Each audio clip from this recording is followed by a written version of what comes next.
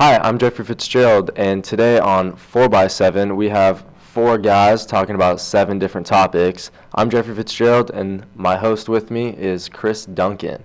Today we have our guests Tobias Tyler and Jake Cork. They are both Grandview seniors. And we're going to head into our topics right now. We're going to talk about how TV has affected sports throughout the years, and we're going to start off with commercial timeouts. So the first NFL cut down to halftime games to help squeeze in more footage. So that usually games are 2 hours and 30 minutes. So timeouts have been pushed to the average length of games for 2 hours and 57 minutes. And now from 1990s to now, games are 3 hours and 11 minutes. So what do you guys think? I personally think games are really stretched. I think too far, especially with the commercial timeouts. But I know, like, as a player, I don't mind commercial timeouts. I know I need that extra break. Yeah. So I know that's how I look at commercial timeouts on the field. Like, as a spectator, I'm just like, man, can they just hurry up and play the game? I want to watch some more football. You know what I'm saying? Okay. So. Yeah, especially I've been watching NFL games before, and they have a commercial break, and they come back and they do the kickoff, and then they have another commercial break, and they come back and run 2 plays, and they have another one. It seems like they just get out of control with the commercial breaks. Right. I mean, I've never played football, but just being a spectator, at an Iowa football game, I always just find myself, like, upset when that red hat guy steps on the field. Like, come on, I just want the game to continue. I just feel like it's a big momentum changer that, when big plays are happening, they break to a commercial, and then your emotions get settled down. Has that happened to you guys? No, I know. Yeah. I know when we were, there was a couple of games that we had on TV, and there was a guy that came out on the field. I know Coach Willie was just hot because we had the momentum of the game, and then we had it, and then kind of everything just slowed down after that. Yeah, because they're long timeouts. Yeah. They're and not just a 30-second or a minute. Sometimes they're 2-3 minutes. 2-minute warning. Yeah, sometimes and after that. Yeah. we were in a timeout for 2+ minutes, and the guy with the red hat was standing on the field. He kept holding us, and we were all eager to get back out there. There wasn't much time left in the game. We wanted to finish it, but we were held because of the timeout. And I think it probably definitely did affect us a little bit. Okay. All right, next we're going to talk about attendance. And TV, it seems like it has cut back down on live attendance rates at games. And, me personally, I think that, like, after watching games on TV all my life, then whenever I go to a game, I feel like it's a little more complex to follow a game. Because growing up watching it on TV, then when you have to, like, the TV shows you what you're watching, who you're watching, it follows the ball for you. So then when you go to a game, you have to follow the ball, you have to follow the entire gameplay, and it's just a whole different scenario. And with that, it's made it easier. TV has made it easier for people to stay at home. You can have all your friends over, controlled climate, and so it's really taken, like, some fun, maybe. More comfortable. Yeah, a little more comfortable. I think what TV has done is taken the in-game experience, and instead of seeing them stand around when it's a dead ball or something, you're seeing a cool graphic on the TV, a little statistics, maybe a couple pictures, or they're doing a little talk about one of the players. But when you're at the game, you're sitting there, and it's just loud crowd noise, and on the court or on the field, whatever you're seeing, you're just seeing bunch of bodies walk around. You have no context, really. No, yeah, I definitely feel like TV babies you in a sense because they only give you, like, the main parts of the game. Not really the main parts, but, like, the main, like, aspects of the game. When you go to the game, you get the full immersion. Yeah. You get the crowd, the full experience. the stadium, the full experience. I think TV just kind of babies you. You sit on your couch, just have a beer. You don't get to be out in the cold. You don't get to be shivering with the players. Like, you don't understand the experience. I think the big thing for me is the experience of the game, being there and then being at home. It's just totally different. Yeah, very different. Like I said, with following the game, at home for first down situations, you can see where that yellow line is. When you're at a game, you kind of have to look at the sticks. You gotta, if you're at home, you're like, oh, that was definitely a first down. But if you're live at a game, all the motions are running. Yep. It's just a way better environment, I think. You stop paying attention for 1 second. You don't know what's going on. I mean, you don't get all the extras at the game that you do, like, at home. So yeah, that's one thing that sucks about it. But I just like being at the game. At a live game, they don't show as many replays. That I would like to see a lot more replays.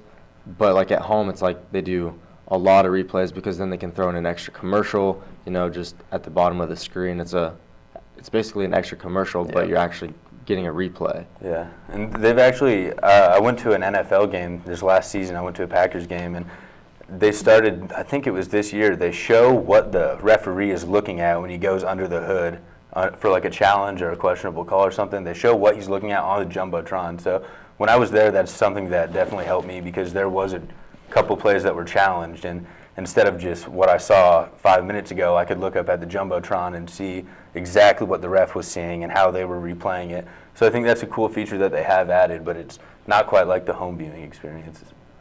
Well, like at home, you get to be with your family and friends, all that stuff. Like, it's both a good experience, but personally, me, I like going to the games better. Yeah, there's nothing like that. There's nothing like that. It that is vibe is just amazing. Especially surrounded by fans who all support the same team. Exactly. It is unique. It's even good when you're supporting, like, you're with the wrong team. Like, you go to the other team, it's like rivalry. a small little crowd. Yep. Okay, so now we're going to transition into how TV is being used as a recruiting tool, like you guys. So you play football here at Grandview, obviously. Did, like, media coverage affect why you chose this school? Like, not for me, it didn't, because I knew a lower division school like we are.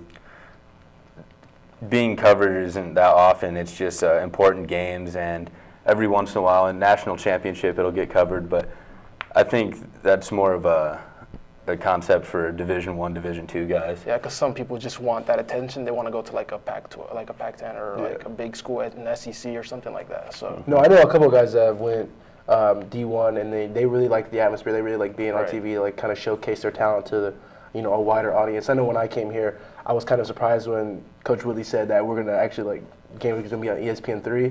I was kind of surprised the first time. I mean, because I'm a local kid, and then some of my games were on like the MediaCom 22 channel, and I would never see them because they get replayed like super late at night. I'd probably be in bed because the game just got done. Right. But I think for some people that wanting to be on TV kind of like grinds them to make them push like a little bit harder, just so they can show everybody what they can actually do. Right.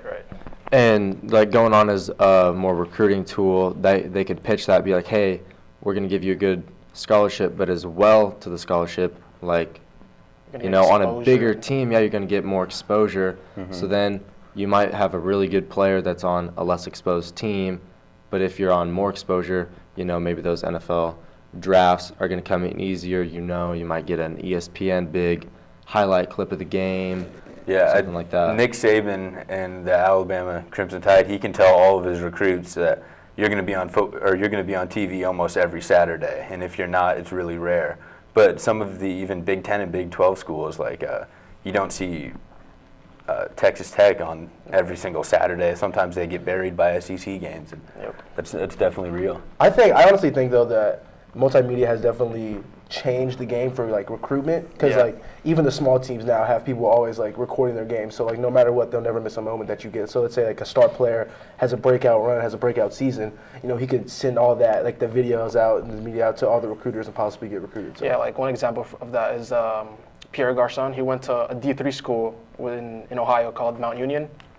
They always go to championship, a D3 championship, and they always get exposure just for that game, because it's always two teams go to the same national championship. Yeah. So like he went to the NFL, he had a great career and everything just because of that.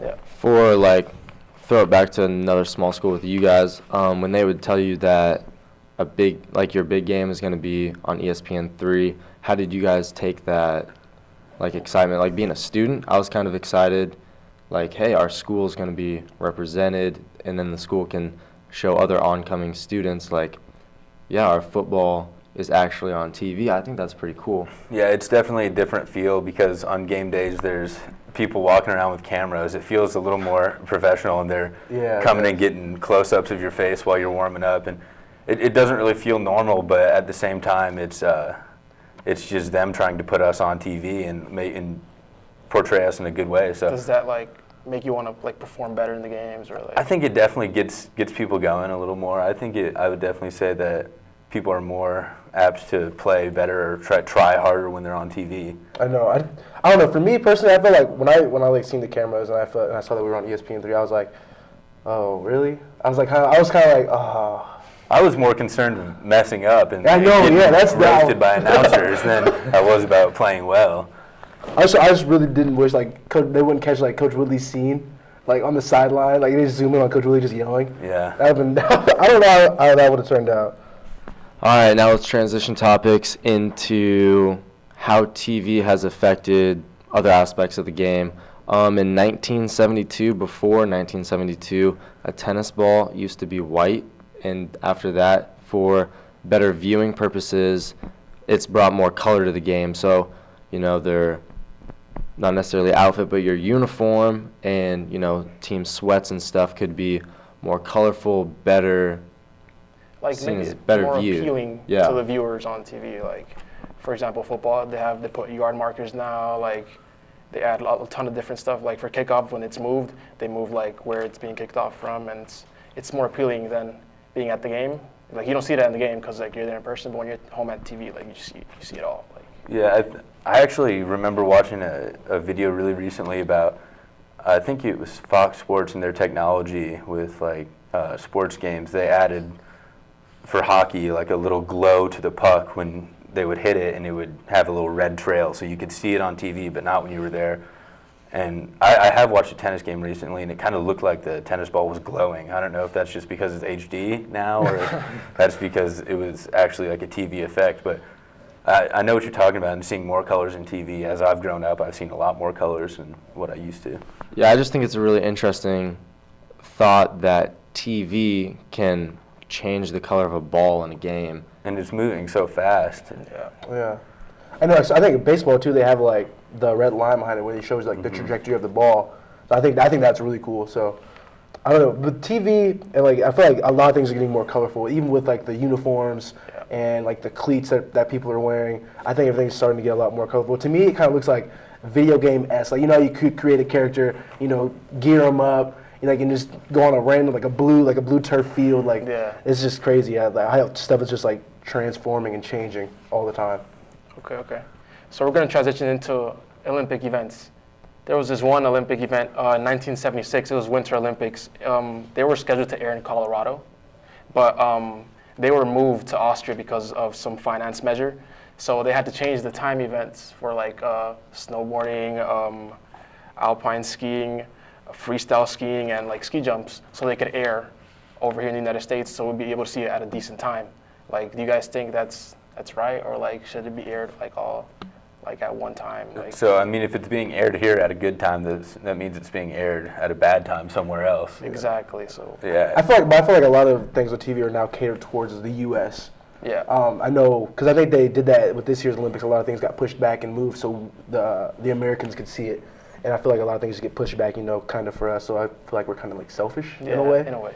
So they push all the big events to the prime time so the U.S. can see it. Yep. And what it comes down to is money, really. They're going to get more viewers when they put it on prime time in the U.S. than they are when they put it on the prime time in Austria or somewhere smaller.